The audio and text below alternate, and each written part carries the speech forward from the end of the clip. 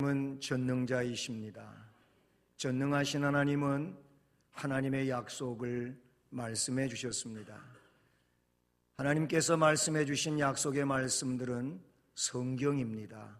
성경은 하나님의 감동으로 기록된 하나님의 책이라고 성경 스스로가 자증하여 말씀해 주고 있습니다. 하나님은 이 말씀을 증언하라고 시대마다 하나님의 일꾼들을 세우시며 그 삶을 살아가는 하나님의 백성들을 통해서 하나님의 역사들을 이루십니다. 하나님의 백성들은 기록된 말씀, 선포되어지는 하나님의 말씀, 이 말씀에 근거해서 그 삶을 삽니다. 하나님의 성전, 즉 교회 안에서의 생활도 그러하고 가정에서의 삶도 그러하고 직장 혹은 일터, 우리가 살아가는 삶의 모든 영역에서 하나님의 말씀을 순종하며 이루어가는 이 삶을 살아가는 자들을 하나님의 백성이라고 합니다. 이렇게 하나님의 말씀, 성령의 감동으로 기록되어진 하나님의 말씀드린 것처럼 선지자를 통하여, 사도들을 통하여, 또는 교회 역사 가운데 나타나고 있는 것처럼 속사도들을 통하여, 교부들을 통하여, 그리고 시대마다 세우신 목회자들을 통하여 하나님의 말씀이 선포되어지게 하고, 그리고 선포되어진 하나님의 말씀을 듣는 모든 주의 백성들이 그 말씀의 힘을 얻어서 삶의 현장에서 하나님께 순종하게 되는 줄로 믿습니다. 이와 마찬가지로 부활에 관계된 이 내용도 이미 성경에 예언되어진 내용이고, 그 예언의 내용이 현실로 이루어진 내용이고, 현실로 이루어진 그 역사가 계속 증인에 의하여 시대마다 선포되어지고, 성령의 감동적 역사에 의하여 그 말씀을 듣는 자 중에 감화와 감동이 일어나고, 그래서 그 감동 속에 확신을 하면서, 그리고 그 말씀에 의하여 부활을 증언하며 살아가는 이런 역사는 계속되어지고 있는 줄로 믿습니다. 성경이 하나님의 말씀이고, 또 하나님의 말씀인 성경을 따라 사는 일이 하나님 나라 백성이라고 하는 이 사실을 믿는 자들은 부활 신앙을 갖는 데 있어서도 어려움이 없음을 확신합니다. 부활 신앙을 확신하지 못하는 일은 성경을 믿지 않는 것이며, 성경을 믿지 않는 일은 하나님을 부정하는 일과도 같은 것입니다. 사랑하는 성도 여러분, 우리 모두는 부활 신앙을 갖고 성경을 믿고 하나님을 영화롭게 해드리는 이런 은혜의 백성들인 줄로 믿습니다. 오늘 말씀에 나오고 있는 베드로 사도도 처음에는 부활을 증언받았지만 무덤에 가보고도 예수의 부활을 믿지 않는 그런 사람으로 있다가 훗날 오순절 성령 강림의 역사와 더불어서 그 예수님의 부활도, 그 예수님이 하나님이시고 구세주이심을 증언하다가 저 로마 알반 언덕에서 거꾸로 십자가에 매달려 순교를 당하는 이런 순교자의 한 사람이 되었다는 사실이죠. 말씀의 요지는 성령 받아야 부활이 믿어진다는 겁니다. 성령의 역사가 있는 사람들이 성경이 진리로 받아들여진다는 사실인 것입니다. 오늘 이 말씀에도 보면 하나님은 여인들을 통하여 부활의 현장을 보게 하시며, 그리고 그 현장을 보게 한 이 여인들로 하여금 증인이 되게 하심을 말씀에서 우리는 볼 수가 있습니다. 본문은 그리스도의 부활에 대한 증언이라고 볼 수 있습니다. 그리스도의 사역은 인간의 죄를 지고 대신 죽으신 이 속죄자의 죽음으로써 끝난 것이 아니라는 것입니다. 오히려 바로 죽음 이후에 그 무덤을 영구히 갖지 아니하고 빈 무덤으로 만든 이 부활하심으로써 그리스도의 사역은 완성되어졌다는 사실을 우리는 기억해야 될 줄로 믿습니다. 인간의 죄를 지고 대신 죽으신 죽음으로 끝난 것이 아니고 오히려 그 죽음에서 이제는 영원한 시작을 이루신 생명의 주님, 부활의 주님, 이 주님을 이 시간 우리 찬양할 수 있기를 축복합니다. 여인들은 보았습니다. 말씀해 보니까 안식 후 첫날 새벽에 이 여인들이 그 준비한 향품을 가지고 무덤에 갑니다. 그런데 무덤에 가서 보니 무덤을 막고 있었던 돌문, 그 돌이 굴려져 옮겨진 것을 보았다고 2절의 말씀에 기록합니다. 여인들이 본 것은 처음으로 무덤 문이 열려진 것을 보았습니다. 말씀에 오늘 10절에서는 이 여자들의 이름이 밝혀지고 있어요. 막달라 마리아, 요한나, 야고보의 모친 마리아, 그리고 또 그들과 함께한 다른 여자들이라는 표현으로 나오고 있습니다. 마가복음 16장 1절을 보면 한 사람의 이름이 거기 더 기록이 되는데 살로메라는 이름이 나오고 있습니다. 이들이 무덤에 가서 처음 본 것은 무덤 문이 오픈됐다는 것입니다. 왜 오픈된 것입니까? 예수님이 살아나셨기 때문입니다. 할렐루야. 무덤에 찾아간 것은 이들은 향품을 가지고 갔다는 내용에서 볼 때 예수님의 장사에 계속되는 일을 하기 위해서 간 겁니다. 그렇잖아요. 아리마대 요셉이 예수님의 시체를 빌라도에게 청구해서 니고데모와 함께 예수님의 장례를 정중하게 지냈습니다. 그런데 여인들도 그 장례에 동참하고 싶은 마음이 있어서 향유를 준비해가지고 안식일을 그런 일을 할 수 없으니까 안식일이 다 지나가고 그 다음날 새벽은 지금 우리의 주일입니다.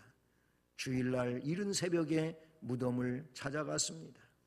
향유를 가지고 간 것은 예수님의 시체를 생각하고 간 거예요. 예수님 다시 살아나실 일에 대한 것은 생각도 못한 일이죠. 그냥 예수님은 죽어 장사 지내진 분, 그러니 그 시체에 향유를 발라드려야 되겠다, 장례에 일조하겠다는 그런 내용이 되는 것이죠. 그런데 이들은 뜻밖의 돌이 무덤에서 굴려져 옮겨진 것과 예수님 시체가 그곳에 있지 아니함을 보게 됩니다. 할렐루야. 예수님은 살아나셨습니다. 이 여인들은 무덤 문이 열려진 것, 예수님 시체가 그곳에 있지 않은 것을 보는 순간에 천사를 또 만나게 됩니다. 말씀해 보면 이로 인하여 근심할 때에 문득 찬란한 옷을 입은 두 사람이 곁에 섰는지라 여자들이 두려워 얼굴을 땅에 대니 라고 기록하고 있습니다. 오늘 새벽에 살펴본 마태복음 28장의 말씀을 보면 이 천사의 모습을 나타내고 있는 본문이 나오는데 그 형상이 번개 같고 그 옷은 눈같이 희다, 이렇게 마태복음 28장 3절은 기록하고 있습니다. 마가복음 16장 5절에서는 흰옷을 입은 그런 사람으로 말씀해 주고 있습니다. 어쨌든 천사들을 만났습니다. 여자들은 찾는 시체가 없어져서 근심이 되는데 흰옷 입은 이 두 사람, 즉 천사들을 보았습니다. 두려움이 그들 안에 있게 됩니다. 여자들이 본 일은, 여자들이 눈으로 똑똑하게 본 일은 그것이었습니다. 예수님은 살아나셨습니다. 죽어있는 자로 그냥 그곳에 계시지를 않았습니다. 그런데 천사들이 여인들에게 선포해 줍니다. 천사들의 선포는 곧 이미 창세기에서부터 계속 우리의 구세주 예수 그리스도가 속죄자로서 사역을 완수하시고 다시금 부활의 생명으로 일어날 것에 대한 말씀을 해 오셨는데 그 내용을 선포하고 있는 겁니다. 첫째는 불신앙을 책망하고 있습니다. 5절의 말씀을 보면 어찌하여 살아있는 자를 죽은 자 가운데서 찾느냐 그랬어요. 여인들은 부활신앙이 없으므로 비어있는 무덤을 보고 근심에 잠깁니다. 이 근심은 불신앙입니다. 불신앙은 예수를 온전하게 믿지를 못하는 내용입니다. 천사들은 이 불신앙을 책망했습니다. 생명을 죽음 속에서 찾는다고 하는 것은 어리석은 짓이며 불합리한 일이라고 볼 수 있는 것입니다. 불신앙은 책망받을 일입니다. 예? 말씀을 믿는 신앙이 곧 확고한 신앙의 사람들이 되는 줄로 믿습니다. 말씀을 믿으면 부활신앙을 갖는 것이고 부활신앙을 갖는다고 하는 것은 말씀을 믿는 신앙인 줄로 믿습니다. 이 천사들은 부활신앙을 믿지 못하는 이 불신앙을 책망하면서 부활을 선포하고 있습니다. 여기 계시지 않는다는 겁니다. 살아나셨느니라 하십니다.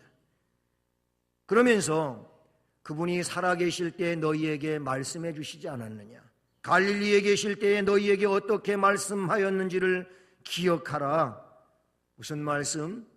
이르시기를 인자가 죄인의 손에 넘겨져 십자가에 못 박히고 제3일에 다시 살아나야 하리라 하셨느니라. 아멘. 주님이 그러셨잖아요.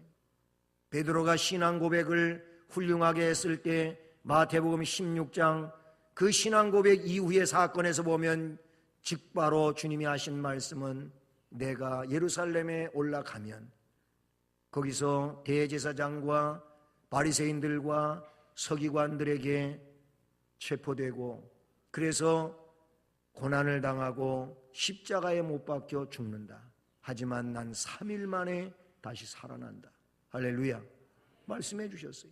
그것은 17장에서도 20장에서도 계속 주님이 해주신 말씀이라는 사실이죠. 그때 말씀하신 걸 너희들 기억하라는 겁니다. 그거를 선포해 주셨어요. 여러분, 부활이라고 하는 이 말은 원어에서 아나스타시스라고 하는 그런 단어인데요. 이 아나스타시스라고 하는 단어는 세우다, 일으키다, 다시 살게 하다, 이런 말이에요. 세울 수 없는 것을 세우는 것, 예? 또 일으킬 수 없는 것을 일으키는 것, 살릴 수 없는 것을 살게 하는 것, 이게 하나님의 부활입니다. 하나님의 역사에다 그런 얘기예요. 사람들은 이제 더 이상 세울 수 없는 거라면은 세우지 못한다고 단념해 버립니다. 예? 사람들은 일으킬 수 없는 것이라면은 이제 그것을 단념하고 포기해 버립니다. 사람들은 다시 살릴 수 없는 것이라면은 그것은 이제 끝난 것이라고 간주하고 더 이상 거기에 연연하지를 않습니다. 그러나 하나님은 초월에 계시는 능력자이심을 믿습니다. 사람의 지식 혹은 과학, 경험 이런 것에 근거해 가지고 사람들이 세울 수 없다, 일으킬 수 없다, 살릴 수 없다 그러고서 안 된다고 하는 것, 그것으로 끝나는 것이 아닙니다. 하나님은 인간이 아니십니다. 하나님은 인간의 지식 속에 들어오실 수 있는 그런 좁은 하나님이 아닙니다.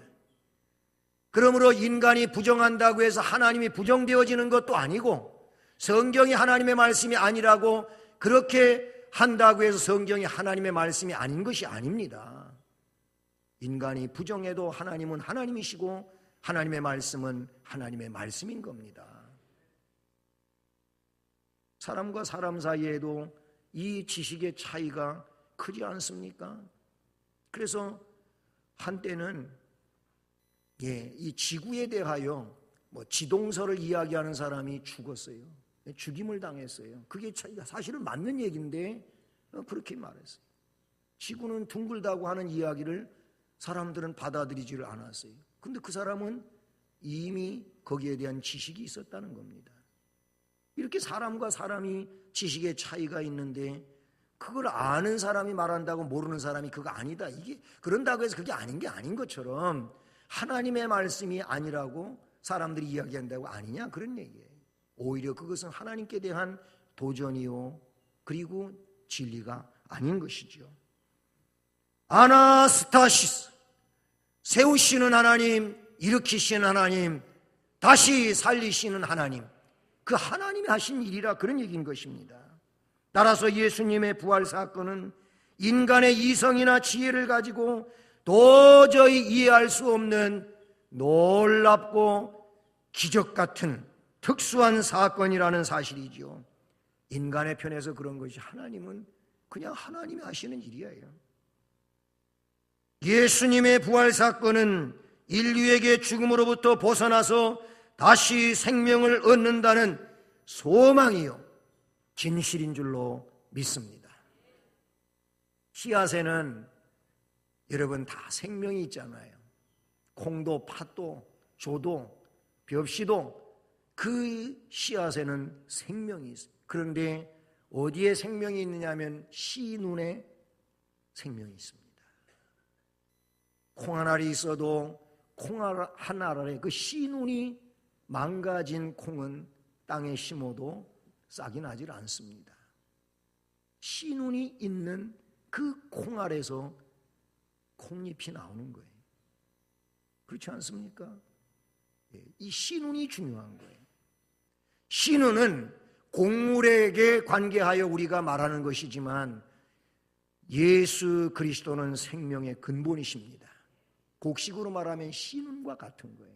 그러니까 살아나는 거예요. 다시 사는 거예요. 우리 주님은 부활의 첫 열매가 되신 줄로 믿습니다. 생명은 무덤 속에 영원히 누워 있는 존재가 아니라 그 속에서 일어나는 존재입니다. 다시 사는 존재인 줄로 믿습니다. 진리는 영원히 존재합니다. 주님은 생명이고 진리이기 때문에 부활의 주인공이 되십니다. 주님의 부활은 죽음의 극복이에요. 죽음의 이 권세를 이긴 거예요. 그리고 모든 죄에 대한 사유의 보증 수표가 주님의 부활이라 그런 얘기예요. 할렐루야. 천사들이 바로 이 예수님의 다시 사심, 부활을 선포해 줍니다. 이 부활의 선포를 받은 여인들, 현장을 눈으로 보고 천사들을 만나서 이 부활의 메시지를 증언받은 여인들은 그럼 어떻게 되었습니까? 말씀해 보니까 이들 또한 증언자가 되었다는 겁니다. 여인들의 증언을 보실까요? 오늘 8절로 10절에 보니까 그들이 예수님의 말씀을 기억했다고 되고 무덤에서 돌아가 이 모든 것을 11 사도와 다른 모든 이에게 알리니 다른 여자들도 이것을 사도들에게 알리니라. 알렸다 그래서 알렸다고요. 증인이에요, 증인. 본 것을, 기억한 것을, 그 현장의 내용을, 천사를 만난 것을, 예수님 시체가 없어지고 살아나신 것을 알렸다는 겁니다. 예수님의 부활의 사실을 알고 확신하게 된 여인들은 그 자리에 더 지체하고 거기서 예수님 시체가 없어졌다고, 예수님 죽어서 그 시체가 도둑질 당했다고 그러면서 울고 불고 하고 있질 않은 거예요. 이제는 부활을 증언하러 가는 사람이 됐다는 겁니다. 만날 수 있는 모든 사람에게, 일러 주어야 할 모든 사람에게 이 부활을 가서 말해 주었다는 사실입니다. 할렐루야. 여러분, 성경을 믿으십니까? 부활을 확신하십니까? 그러면 우리도 이제는 증언자가 되어야 할 줄로 믿습니다. 예수님 구세주이십니다. 예수님 우리의 생명의 주님이십니다. 사망 권세를 이기신 주님이십니다. 그분은 부활의 첫 열매이기에 예수를 믿는 자는 영생의 부활이요 생명을 가진 자가 되는 것입니다. 우리는 말해 주어야 합니다. 그냥 그거를 보고도 또 듣고도 그 입 다물고 있는 이런 사람이 아니라 이 입으로 부활을 증언하는 증언자가 되어야 할 줄로 믿습니다. 여인들을 통하여 예수님의 부활의 소식을 듣게 된 제자들 반응은 어땠습니까? 허탄한 듯이 보여서 믿지를 않았다고 11절에 기록하고 있습니다. 참 안타까운 일이 아닐 수가 없죠. 부활 사건 못지않게 우리를 놀라게 하는 사실이 있는데, 그것은 예수님을 가장 가까이에서 3년이나 따라다니고, 그리고 그 예수님으로부터 부활에 대하여 적어도 3차례 이상 말을 듣고, 그런데 부활 소식을 접했을 때 그때 그 말씀이 그랬었는데 깨닫고 돌이켜야 되는데, 그런데 이들이 그렇게 하지를 못하고 그냥 믿지를 않고 있다는 겁니다. 이게 놀라운 일이에요.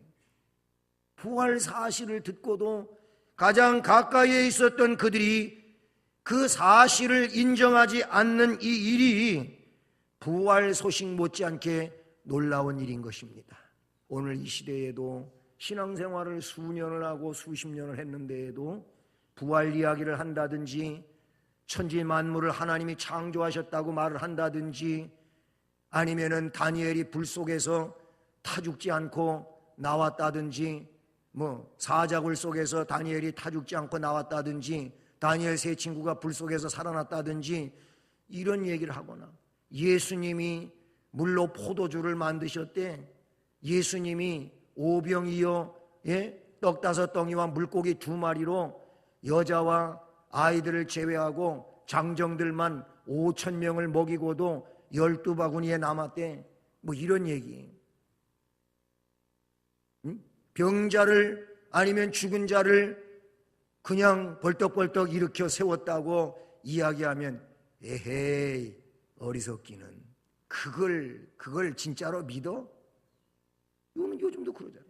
수년 신앙생활을 하고 수십 년 예수를 믿었다고 하면서 신비한 일들에 대하여는 머리를 흔들고 믿으려 하지 않는 이런 신앙인들도 있어요. 그런 이들이 어떻게 부활을 믿겠습니까? 제자들도 그랬어요. 그래서 허탄한 듯이 믿지 아니하려고 했어요. 여인들은 갈릴리에 계실 때 너희에게 어떻게 말씀하셨는지를 기억하라. 6절 말씀에 있는 것처럼 예수님의 말씀을 기억에 담아둔 깨달아서 그때 그러셨지. 제자들은 그런데 그 말씀을 기억에 담아두지를 않았어요. 예수님의 부활의 사실을 접하면서도 허탄하게만 들린 까닭은 그들이 전혀 부활에 대한 주님의 말씀을 믿으려 하지 않았기 때문이라는 것입니다. 그런데 오늘 말씀을 보면 그래도 베드로는 좀 나은 것 같아요. 놀랍게 여겼다 그래서 12절에 보면 예수님의 부활의 소식을 접하고 다수의 제자들이 회의적인 반응을 보이고 있을 때 베드로는 요한과 함께 무덤으로 달려갑니다. 요한복음에는 20장에 요한과 함께 달려가더래요. 요한은 젊은 청년 같은 제자고 베드로는 나이가 들어있는 사람이었습니다. 베드로는 이 소식을 들을 때 먼저 무덤을 향하여 나아갔어요. 요한은 뒤따라갔어요. 그러나 가는 도중에 젊은이에게 나이 든 자가 달리기를 앞장설 수는 없겠죠. 요한이 더 먼저 무덤에 갔어요. 가갖고 무덤에 들어가지는 못하고 이렇게 들여보고 있는데 베드로는 뒤늦게 달려와가지고 그냥 무덤 속으로 직행을 해가지고 가보았어요. 그게 요한복음에 나타난 사건인데요. 어쨌든 베드로는 무덤에 갔습니다.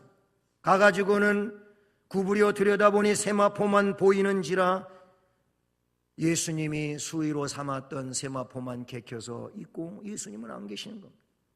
그래서 그 된 일을 놀랍게 여기며 집으로 돌아갔다 이렇게 말하고 있어요. 현장을 확인한 베드로의 반응, 놀랍게 여겼다. 왜 놀랍게 여겼을까요? 그것은 부활하신 예수님을 아직도 확신하지 못하고 있는 상황이니까 놀란 거예요. 앞에도 말씀을 드렸지만은 베드로는 언제 부활의 예수님을 확신하게 됩니까? 물론 부활하신 예수님이 베드로를 만나주시고 베드로에게 생선이 있느냐고 물어보시기도 하고, 그리고 생선을 구워서 나누어 먹기도 하고, 야, 네가 다른 사람들보다 나를 더 사랑하느냐, 그렇게 묻기도 하시고, 요한복음에 보면 그런 과정도 있는데, 그래도 부활하신 예수님을 만났음에도 불구하고 베드로는 언제 사도행전 2장에 보니까 성령 받고 나서, 성령이 그에게 충만히 임하고 나서 증인이 됩니다. 할렐루야. 그러니까 여러분, 가장 중요한 건 우리가 성령의 사람이 되어야 된다는 겁니다. 성령의 사람이 돼요. 성령의 사람. 사랑하는 성도 여러분, 우리 주님이 하신 말씀을 기억합시다. 성경의 기록을 믿읍시다. 그리고 확신 속에 있는 증인이 됩시다. 또한 부활신앙은 그냥 부활신앙이 아니고 생명의 삶을 사는 게 부활신앙입니다. 생명이 있는 것은 심으면 뭐라 해서 싹이 튼다 그랬잖아요. 마찬가지. 부활신앙은 생명인데 생명의 신앙은 역사를 이룹니다. 어떤 역사를? 거룩한 변화가 일어납니다. 거룩한 변화가 일어나요. 거듭난 삶, 새로운 삶, 성화의 삶을 산다, 그런 얘기. 말씀드린 것처럼 그 삶은 성령의 임하심과 더불어 이 충만하심과 더불어 성령의 역사 안에 있게 될 때에 이 거듭난 삶의 역사는 열매를 맺히게 되는 줄로 믿습니다. 이 성령의 역사 안에 있지 못하면 지식적인 신앙으로만 살아가다가 끝날 수 있다, 그런 얘기예요. 우리는 지식적 신앙도 가져야 되겠지만 그보다 중요한 것은 확신하는 마음의 신앙이어야 할 줄로 믿습니다. 이 생명의 신앙이어야 될 줄로 믿습니다. 2016년도 부활절 예배를 드리는 우리 모두는 이 부활 안에서 생명을 가집시다. 생명의 삶을 삽시다. 거룩한 변화를 일으킵시다. 거듭난 삶, 바로 새로운 삶을 삽시다. 점진적 성화를 일으켜가며 주님의 거룩하심에 나아가는 우리 모두가 되기를 주님의 이름으로 축복합니다. 사랑의